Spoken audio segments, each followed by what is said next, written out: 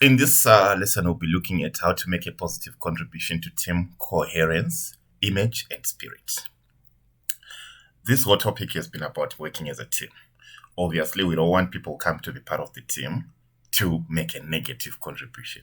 Actually, that's why we actually build a team, to make sure that we get rid of the things that might negatively impact the project and we work together to achieve whatever the project is all about or the day-to-day tasks are all about.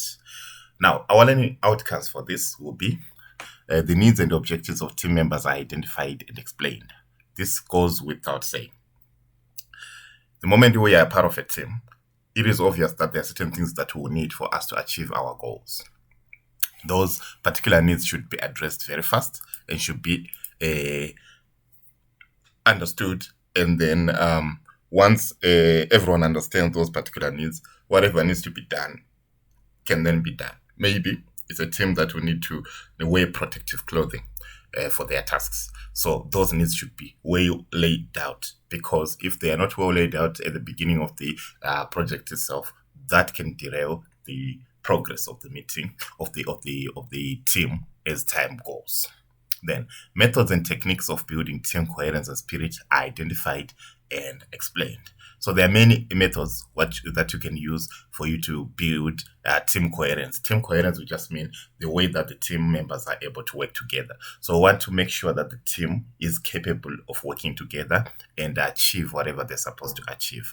Once the team cannot work together and achieve what they're supposed to achieve, the whole purpose of a team is then lost. So what we're trying to do here is to make sure that we've come up with techniques. These techniques could be team building projects, so that we get used to working together and achieving goals together.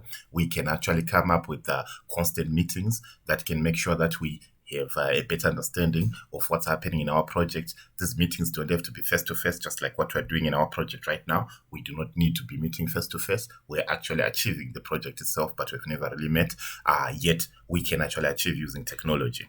So all those things can then be identified to say, how can we better achieve our goals as a team? Because sometimes we might actually be limited in terms of communication because of the distance that we have apart. We might also be limited due to maybe to language and stuff like that. All those things can then be identified and explained, and that can make us be able to achieve what we need to achieve.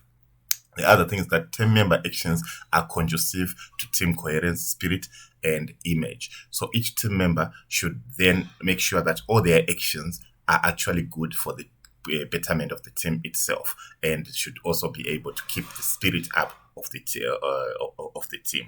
Once you find yourself in a team as a team member, and whatever actions that you are taking are actually not conducive for the team efforts of working together, then you're actually not a good team member, and that might actually end up destroying the team itself. So it is very important for each team member to be able to make sure that every action that they take is actually in a conducive manner, and that it does not disturb the spirit of working together of the team itself, or even the image of the team, because you don't want to be known as people who behave in a certain way, especially if you represent a certain thing. For example, if you in a group of a youth group from church, it's obvious that you don't want to be identified with things that have to do with drugs and alcohol and everything. So if you're a team member and unfortunately or fortunately you take those things and enjoy those things that you do during your spare time should not spill into the team's effort, because once the team is then identified as that can make the team itself be weak.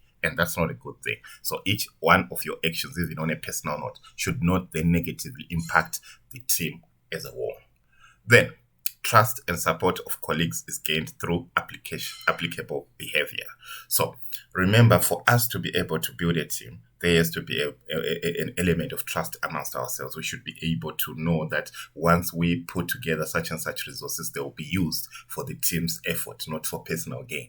So all that is very important. And once we trust each other, it's easy for us to support each other so that we can actually be able to achieve our goals. But this should be done through behaviors that go hand in glove with the team's expectations. We don't want these things to be more on a personal note, helping a colleague just because maybe she's beautiful and you like her, but we want to be able to help each other for the betterment of the team, not because of how they look or of our ulterior motives towards that particular person.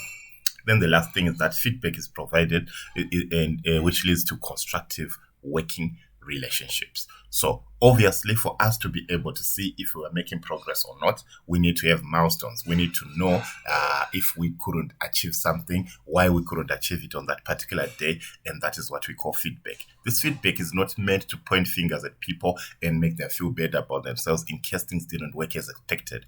The purpose of feedback is simple: for us to know what to work towards, for us to know what to correct, for us to know what to improve, for us to know what to keep up, and so forth. So feedback is very important. Without feedback, we won't be able to understand if we are achieving our goals or we are not. So that's it about making a positive contribution to team coherence, image, and spirit. I hope you learned a lot. Let's meet each other on the next lesson.